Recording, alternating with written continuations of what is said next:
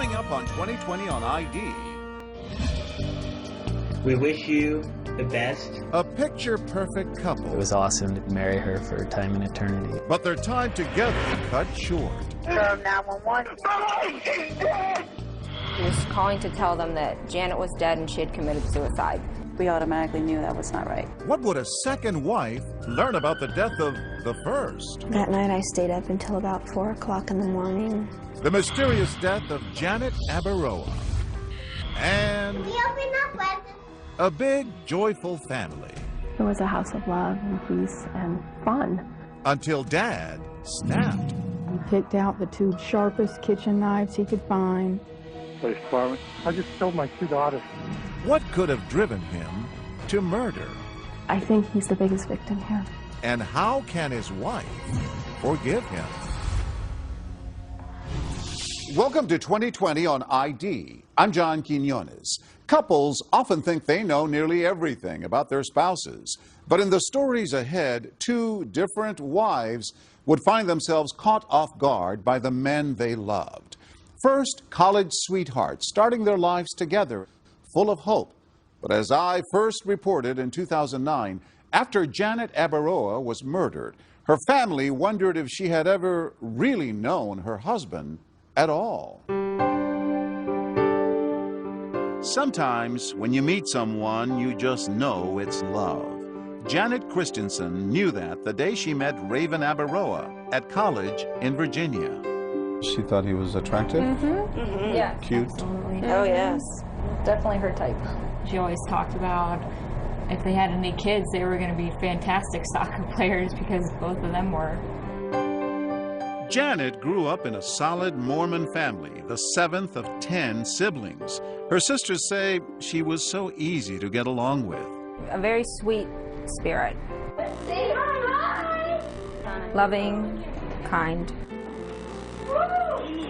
She loved children. She had an opportunity to watch all of mine as they grew up. It's not just that she loved them, I mean, they all gravitate towards her. They loved her. Janet was also a natural athlete and went on to play soccer at Southern Virginia University. She already had a boyfriend, but Raven Abaroa swept her off her feet. And it seems Raven was smitten too. She was beautiful, attractive. I just felt so much comfort when I was with her, and we just started this journey of getting to know each other that was just, it was amazing. What would she say about him? She was just infatuated. I mean, he has this going for him. He's going to be successful. He tried very hard to make everybody believe he had the perfect life. Janet was convinced that Raven had that perfect life.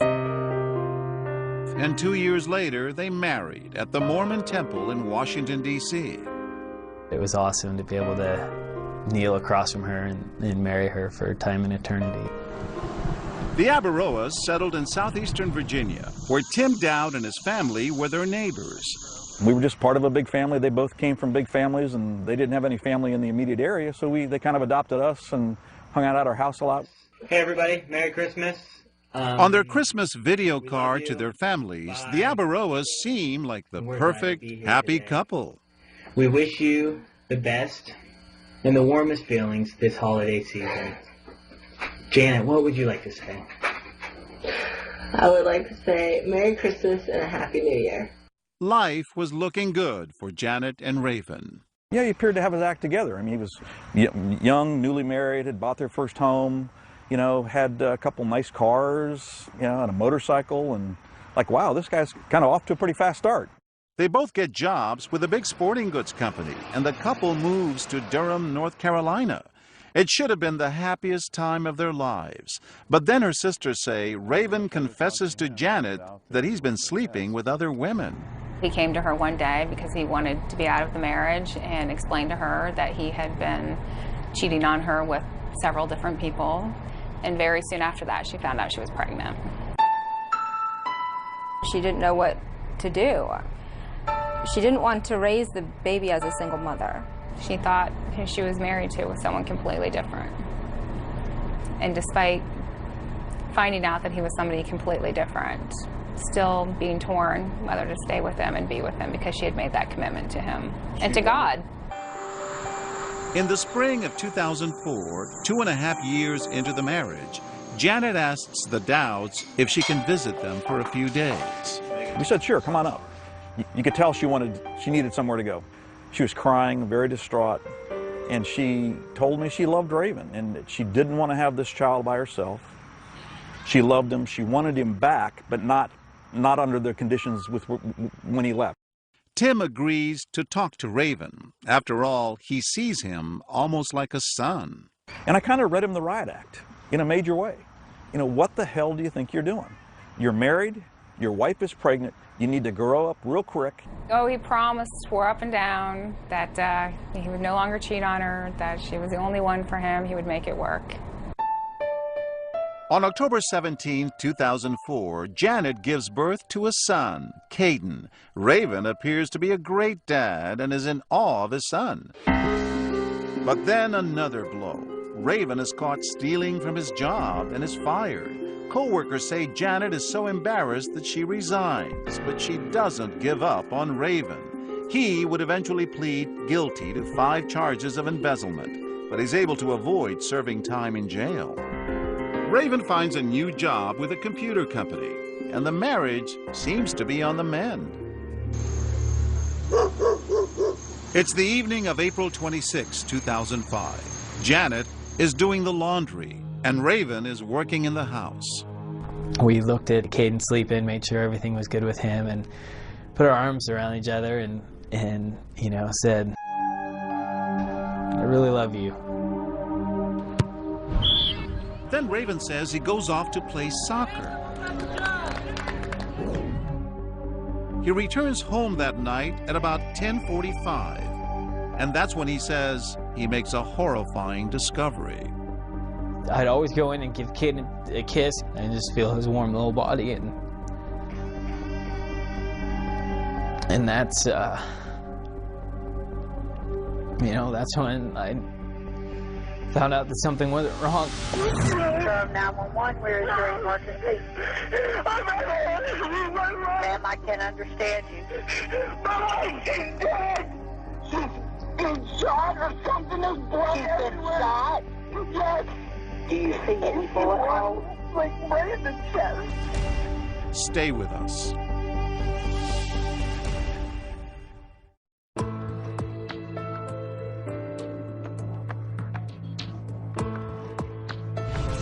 The marriage of Janet and Raven Abaroa looked rosy at the start, but only 2 years later, it was beginning to unravel. Still, nothing could prepare Janet's family for the horrifying news they were about to receive.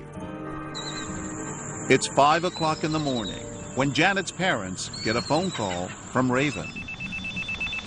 He was calling to tell them that Janet was dead and she had committed suicide.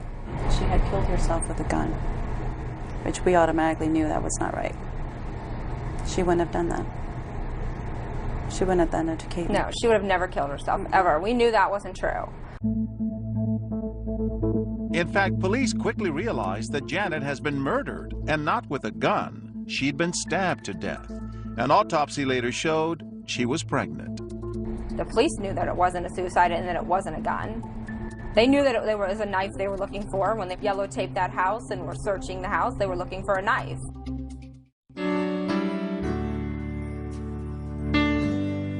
But at Janet's funeral, everyone puts their questions aside to watch this loving tribute played for her family and close friends.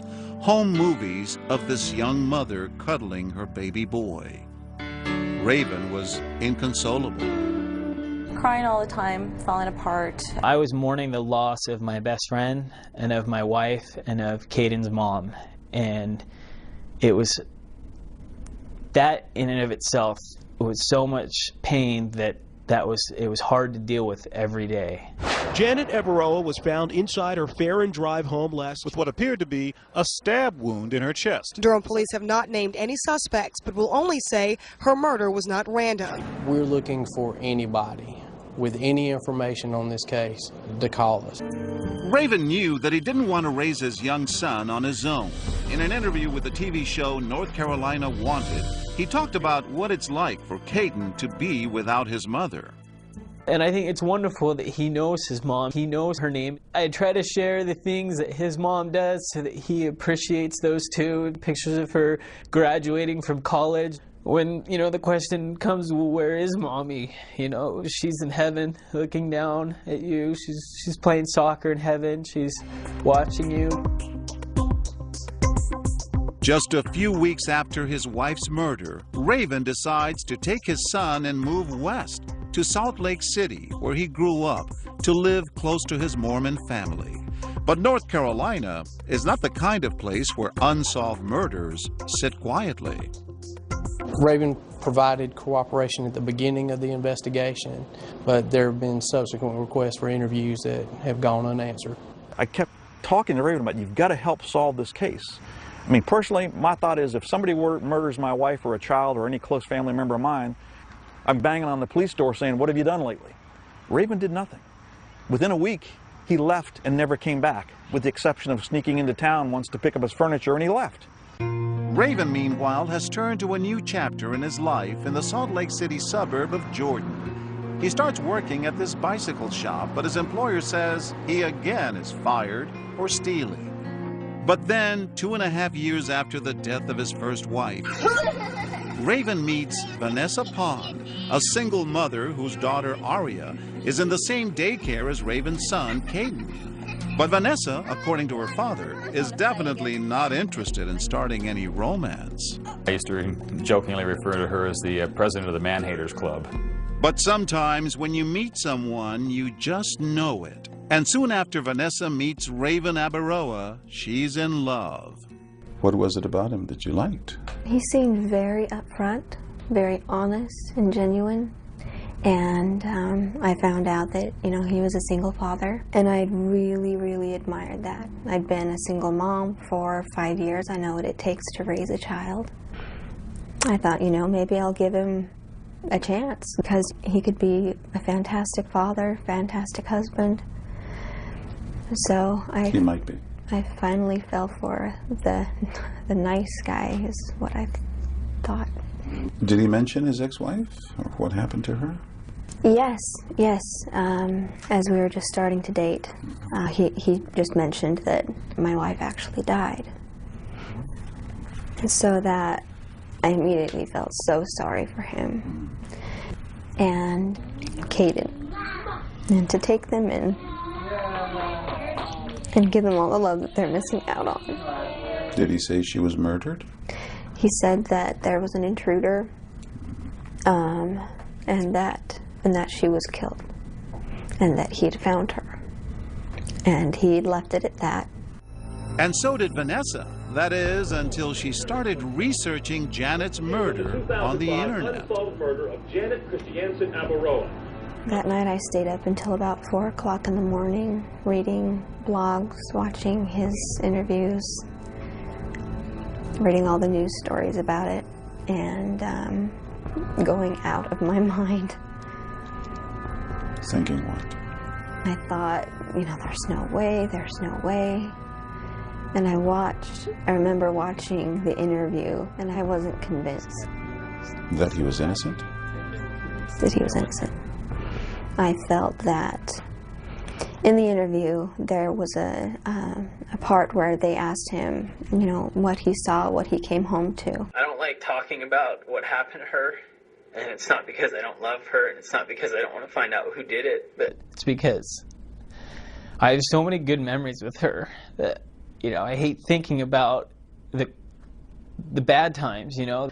For me, I just, honestly, I cannot even come to relive all those moments again. And, you know, even today when I've been prepping for weeks to come talk about it, it's so hard to even want to say, you know, this is what I saw, because it's not something I want to see again, ever. And that's how I learned that she was stabbed. So I went over and I spoke with him, asked him the questions that I had, and he removed any and every doubt from my mind. Raven may have been able to convince his new girlfriend, but back in North Carolina, Janet's family and friends had many theories about what happened to Janet. And they say all their suspicions pointed toward Raven. I knew he killed her the morning I found out, the exact second. There was no doubt in my mind. And my instantaneous nanosecond reaction was, oh my God, Raven has killed Janet. And they wonder, if this was a break-in, why was Janet's jewelry left behind? Her wedding rings were on the counter, right where the supposed break-in happened, where the door was left ajar. Sitting right there. Nothing else was missing except his laptop and the knives. The knives. As it turns out, Raven was very proud of his knife collection. Remember that Christmas video? Well, with Janet in the background, Raven brags about the special knife he's bought for himself. That's my new knife. Got it for Christmas. Thank you. Bought it myself. My dad would be very proud. I like to collect knives. Janet didn't think much of it at the time when Raven took out a life insurance policy for each of them when she became pregnant. After all, parents often buy policies when they have a child on the way. But now her family and friends find it suspicious. He had taken out a life insurance policy soon after she got, she found out she was pregnant with Caden. How much was the policy? $500,000 on her. Is he capable of doing that? Doing it for the insurance money? Absolutely. The Abaroa's old neighbor, Tim Dowd, has pondered and studied every detail of the case. Everything points back to Raven. But 2,000 miles away in Utah, Raven's new girlfriend, Vanessa, is convinced this poor, grieving widower needs to be loved and cared for. He started talking about me moving in after probably just a few weeks. And that was very, very fast for me, especially since I had my daughter to think about. And I told him that I wouldn't be moving in with anybody if I wasn't at least engaged to them, knowing that I'm going to spend the rest of my life with them. Vanessa is unaware of the extent of the suspicions of Janet's family and friends. Were you worried that this might be a mistake? I didn't have a question in my mind at the time. We'll be right back.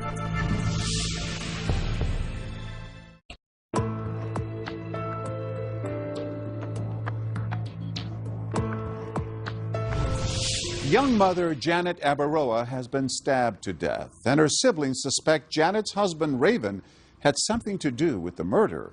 Meanwhile, Raven has started a new life out west and fallen in love again. Can he bury the past, or will it follow him?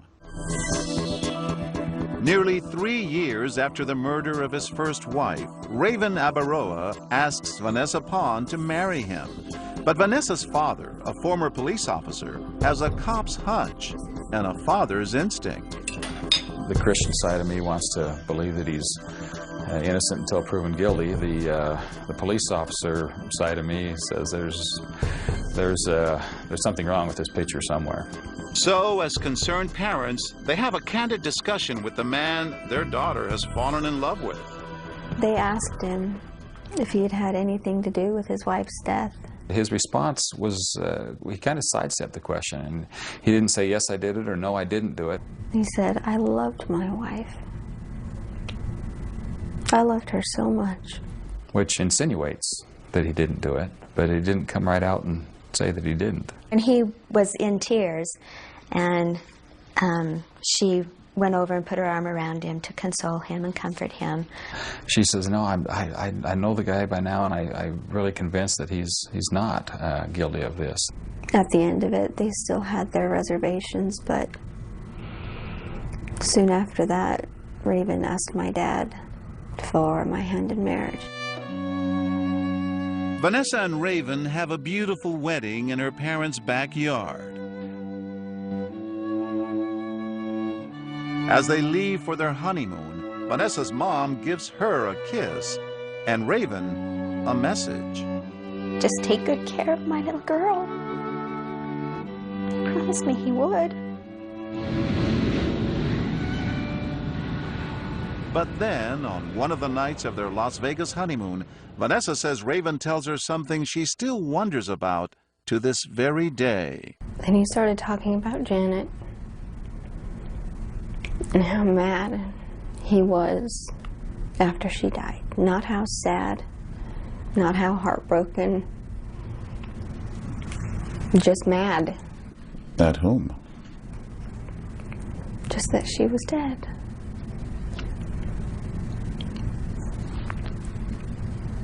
And then he cuddled up closer to me. And he said, "I promise I'll never hurt you."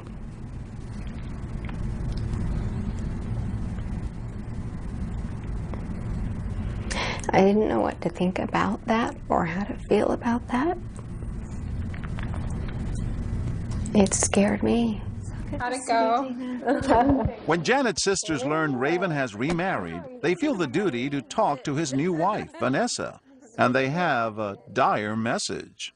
We just wanted her to make sure she was aware of things that had been in the news about him, that she would know what she was getting into, and that we were fearful for her. I was heartbroken. I did not want to believe at all that he had done this. And she says Raven was beginning to act in ways she just couldn't understand. Within moments, he could switch. He could say the most horrible things. I was an effing whore, a lot. An effing B word.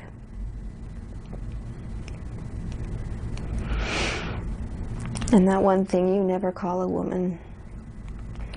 That C word. And then moments later,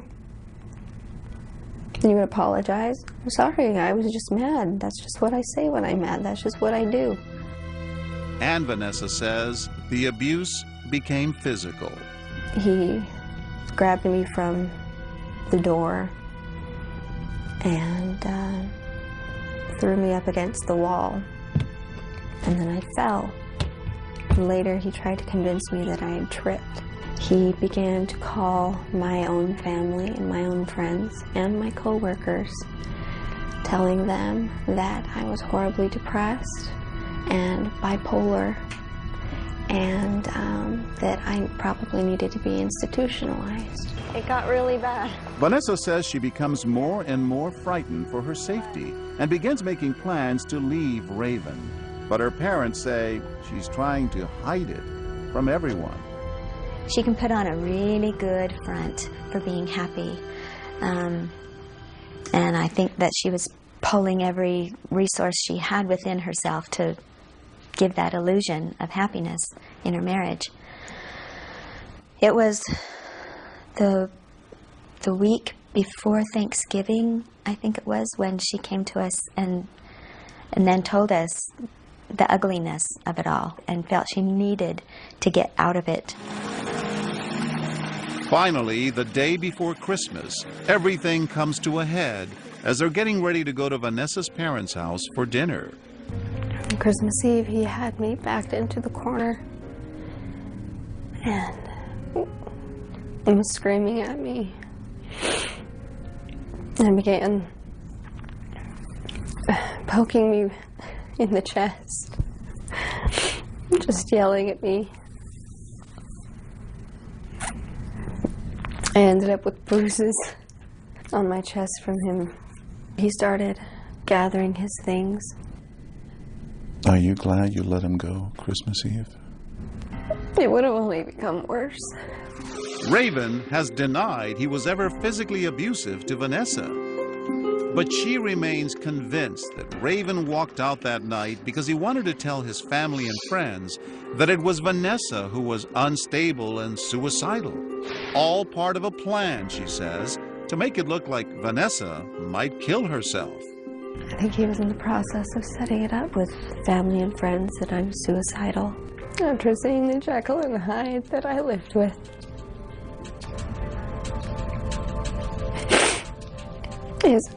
His eyes would just change. It was very scary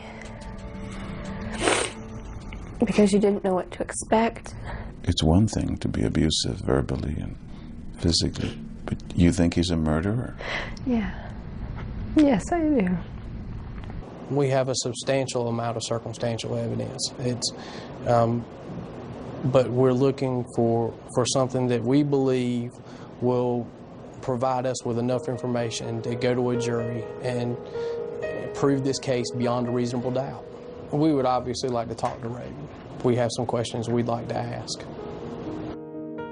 The only public comment Raven has made regarding his wife's murder was in that North Carolina Wanted TV interview. The bottom line is that I wasn't involved with the death of my wife, that I would do anything in the world to keep her here with me, and that's just, you know, that's something that I know, it's something that Janet knows, and that's something that I think that people who truly know Janet, truly know me, can understand and appreciate. But the women who say they knew Janet better than anyone, her sisters, remain convinced that Raven was somehow involved in Janet's murder. He hasn't done anything to prove otherwise. He hasn't helped the police. He hasn't sat down and with the police. He hasn't set out a reward, help me find my wife's killer. And if he didn't do it, he needs to step up to the plate and take the lie detector test and talk to the detectives and cooperate so that at least they can rule him out and move on. 5 years after Janet's death, Raven Abaroa was extradited to North Carolina and charged with her murder. While his first trial ended in a hung jury, in March 2014, he was found guilty of voluntary manslaughter after entering an Alford plea. And that means the defendant does not admit guilt, but does acknowledge that the evidence would probably have resulted in a conviction. Abaroa was sentenced to 8 to 10 years in prison. Vanessa Pond's marriage to Raven was annulled.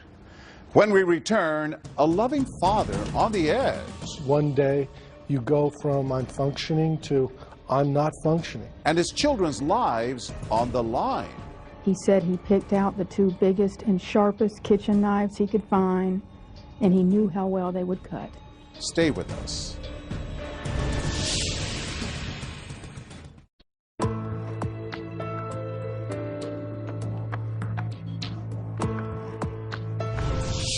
David Crespi loved his children, but even so, a shocking act of violence would change his family forever. And as Jim Avila first reported in 2008, it would also test the limits of a wife's faith and love. It was a grand house on a pleasant suburban street. There's our tree. It's Christmas. And Dad? Hi. How are you? Good. Good morning, Merry Christmas. Good morning, Merry Christmas. Tess, say hi. Hi, we open up presents. Yes, just a minute. Filled with children, laughter, and a pair of adoring parents. Dylan, Josh, where's Jess? It was a house of love. It was a house of love and peace and fun. I had the American dream. I had a beautiful home with great neighbors and friends. I was senior vice president for a Fortune 100 company. The time with my kids, that was just wonderful. Most of all, my wife was just incredible. David and Kim were married 2 years after his first wife died of brain cancer, leaving him with 2 small children. And their family grew quickly, 5 Crespi kids in all, as Kim gave birth to a son, and then 4 years later, their pride and joy, the final happy addition to their family, identical twins, Tessera and Samantha. And Tess and Sam were precious to us. They were incredible. They were a gift. We just were so thrilled to have them. He adored them. I adored them. Our children adored them. They brought so much joy to all of us. The Crespi family seemed to have everything, including a disturbing secret about David that threatened to destroy it all. One day you go from I'm functioning to I'm not functioning. Then your mind lies to you and says, no, this is not going to end. This is all there is. David Crespi suffered crippling bouts of depression that began in his late 20s. Dave is a really intense person, very bright, goes from A to Z. When we were getting married, I didn't really know that he could possibly have a severe mental disorder. He was still sweet, he was still loving, but he would just be kind of in another world. I'd take him to therapy, we'd talk with the therapist about him trying to get back into the game. Getting back into the game at his high-stakes job was not always so easy. David often missed work, but Crespi, who was a vice president at a major bank, says his co-workers enabled him, excusing his dark days. If you're a senior executive officer, you don't punch a clock. So you crawl into work at 10 o'clock. People cover for you. So you were successful enough, valuable enough to the company that they looked the other way during those periods? Just get better. We know you'll get better. And good intentions. At his lowest moments, the disease made Crespi, a devout Catholic, consider committing a mortal sin. I was suicidal. I attempted to take my own life from a car in the garage, running a car in the garage, hung off a bridge in California. How many times do you think you tried to commit suicide? About 4 or 5 times. He promised he wouldn't commit suicide. He wouldn't kill himself. And he goes, I won't do that. It's not my faith. It's not what I believe. It's not who I am. I did promise her that I wouldn't do it. But again, I was reasoning with an impaired, unstable mind isn't something where people can take that to the bank and rely on it. Happy birthday to you. That promise did not stop the dark, dangerous thoughts. It just changed the focus to a new, different target. I thought about killing other people. Were your thoughts about hurting strangers or your family members? Family members. They were just people that were around me. Were they detailed thoughts, or were they just sort of random? Irrational, random, crazy thoughts that horrify me. And did you tell your therapist about those? No. Did you tell your wife about those thoughts? No. So you kept those to yourself? Because I didn't think they were real. He's not able to engage with people. He's being very antisocial. He's saying, I'm going to lose my job, we're in financial ruin, and I'm sitting there thinking, I don't think those things are true. Kim took her husband to see his psychiatrist, who she says told Crespi he was, quote, catastrophizing. He recommended antidepressants, but Crespi complained that the Paxil he had previously been prescribed caused him to gain too much weight. So he says his doctor switched him to another antidepressant, a move that the Crespis claim would prove disastrous. When people are started on medication, monitoring is essential because their mood may become quite changeable as the medication kicks in. Clinical psychiatrist Maria Oquendo. Is that a dangerous period of time? Anytime you introduce new medication, it's a little bit dangerous. How dangerous would become devastatingly clear.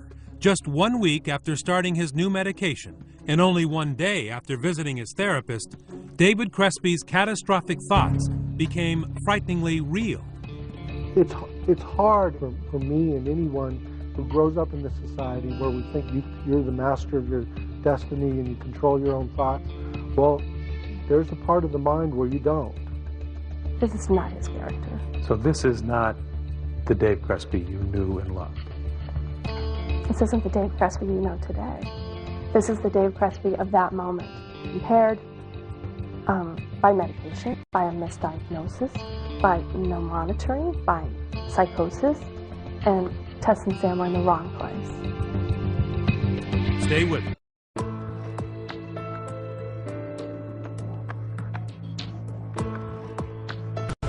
Bank executive David Crespi was on the edge. He was having dark thoughts and had attempted suicide. So far, he hadn't harmed himself or others, but that was about to change. With the chilling conclusion of our story, Jim Avila. In January 2006, David Crespi was again suffering a bout of deep depression. Unable to work, the happy life he and his wife Kim had built over the last 10 years was about to tragically crumble. David was at home with his wife and their 5-year-old twins. Kim ran out to get her hair done, and the girls asked him to play. For David Crespi, the scene had been set. We were playing a game. We were playing hide and seek, and it just came to me that there is no future. There is nothing, and this is all set up as a sign. Kim left to get her hair done, and that's the way it's all aligned for them to die. While the kids were hiding around the house, immersed in hide and seek, David Crespi took knives from the kitchen cabinet. I stabbed them, but I never saw them. I held them down and made sure that they were not facing me. After murdering his daughters, Crespi matter-of-factly changed his clothes and grabbed his car keys in order, he says, to drive off and commit suicide. And then I remembered that I couldn't kill myself because I promised Kim I wouldn't. That's when David said he heard a voice coming from the sprinklers on his front lawn. It was saying, you have to call someone. You have to call 911. Police department? Yeah, I just killed my 2 daughters. You just what? I just killed my 2 daughters. He said he picked out the 2 biggest and sharpest kitchen knives he could find, and he knew how well they would cut. Are they breathing or anything now? They're dead. What did you do to them? I stabbed them. You stabbed them? Yeah. How many times did you stab them? I don't know. Sam was found downstairs in the kitchen. She had 18 stab wounds. One of the stab wounds, the knife was still in her chest. Officers ran upstairs and found Tess in the master bathroom, and she had 14 stab wounds. They're dead. How long ago did this happen? 15 minutes. Well, there still might be some time. We still might be able to help them. No, they're bleeding. They're dead. I have seen a lot of horrible things, but there is something about the murder of a child. And to see the murder of 2 children that are identical twins, it's like mirror images of murder. Crespi was arrested, taken to jail, and placed on a suicide watch. Prison psychologists examined him and concluded that he suffered from a serious mental illness, not simple depression, but the much more dangerous bipolar disorder, sometimes known as manic depression. There are situations in which the person can have both symptoms of depression and symptoms of mania at the same time. Those are very, very dangerous because the person often has the energy of mania and the despondency of depression. And that can be a fatal combination. David Crespi, who was charged with stabbing the girls to death. And at first, it was just local news, a tragic story of a father taking the life of his children. It became a national whisper campaign when Kim Crespi did what you could never imagine a mother doing. The battle of mental illness raged, and the most innocent members of our family are lost to this life. She continued their marriage and love affair in weekly visits to prison, blaming everyone but him. Kim Crespi forgave the husband who killed her kids. How are you? See you. You're good. How can I forgive him? It's grace. But it's also a choice. I don't have any regrets. I married my soulmate. I'm still married to my soulmate. And Dave needs me. So there's lots of reasons to get up in the morning and see what God has for us, you know. Are you amazed that she could forgive you? What did she tell you? I can't remember the exact words, but I just remember the love. And I just remember her sorrow for them and her sorrow for me. And I remember just being awestruck by that. Why can't you just turn your back on Dave? Why would I? Because he killed our girls. I think he's the biggest victim here. Sam and Tess are gone, but they're in heaven, and I believe heaven is so glorious that I wouldn't want them back for 1 minute for them. They're fine. We're not. Dave, especially not. Kim Crespi blames the death of her children and David's predicament on psychiatrists and therapists who she says missed a critical diagnosis, finding in his dark moods depression and not the more serious bipolar symptoms. One of the things that makes it difficult to diagnose bipolar disorder is that usually when the person is euphoric, you can imagine that they're not that interested in treatment because they feel good. And they present for treatment usually when they are depressed, when they feel terrible. And it often takes a lot of uncovering to figure out that it's a bipolar disorder.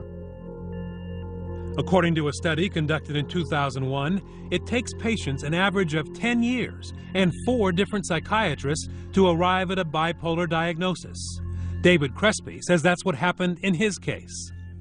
And at what point did you start to think, or did others start to think, that this was more than depression, that this may be manic depression or bipolar? It wasn't until I came to prison. I mean, the best psychiatric care I've got in my life has been in this prison. Crespi believes that success blinds. His big house in the suburbs, the big job in the skyscraper, perfect family, no drug problems, all fooled doctors and therapists who may have overlooked his bipolar symptoms. When you're in a $1,200 Hickey Freeman suit and you tell them what you do for a living, that to some of them could be intimidating. Crespi has traded in forever his three-piece suit for a prison-issued uniform, and the antidepressants have been replaced by the more powerful lithium for his bipolar disorder. Are the dark thoughts gone? Oh yeah, totally. I haven't been depressed since I came to prison because I've been correctly medicated. It's a blessing. People that say that he's fine now and he's fixed, they all thought he was fine then. Nobody saw this coming. The only person that saw it coming is David Crespi. Prosecutor Marcia Goodenow believes that circumstances would have been very different if Crespi had been honest with his psychiatrist from the beginning. He never told them what he wanted to do to his family, but then wants to say that the system has failed him because he wasn't properly diagnosed. He alone could have stopped what he did to his family if he had just told somebody what he was thinking or feeling. Crespi avoided a trial by pleading guilty to 2 counts of first-degree murder. The former bank vice president is living his life sentence without the possibility of parole in an 8x12 prison cell in North Carolina, where he keeps pictures of his slain twin daughters on his wall. I loved him dearly, and I miss him, and my life and the lives of all the people I love will never be the same. Except for Kim's Saturday visits, David Crespi is virtually alone, a man blessed by the forgiveness of his family, but cursed by the ironic clarity his new medicine gives him, allowing him to be forever haunted by those images that line his cell.